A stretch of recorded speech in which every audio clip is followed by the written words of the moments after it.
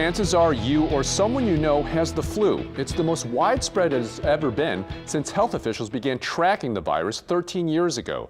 This is the CDC map. The red shows states with the highest flu activity. You can see we're among them.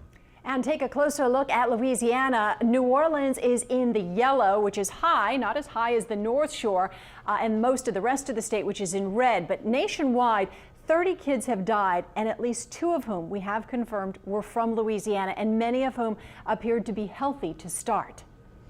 That's right, Karen, but tonight we begin our coverage with news we've just confirmed.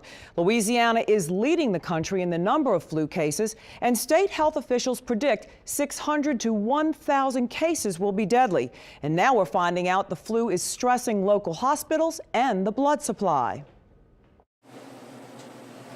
The empty shelves at the blood center tell the story. Less than a day's supply available for the 32 hospitals from Baton Rouge all the way to Pascagoula, Mississippi. All of the blood that was collected yesterday, tested overnight, has already been labeled and shipped out already. Right now, we have a very critical shortage of blood and blood components. And while the blood shelves are empty, the hospitals are overflowing. Right now, our hospital's full. Our beds are full, our ICU's full.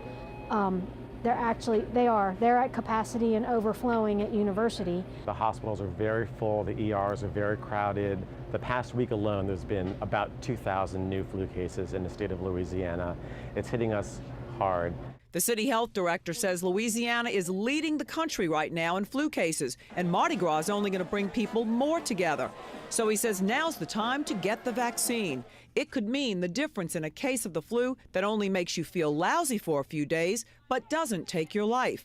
They also say it's the flu and coming off of the holidays and the icy weather that are keeping people from giving blood, especially critical for the UMC Trauma Center. I'm not at the point where we've said we need to cancel elective surgeries, but we're getting close.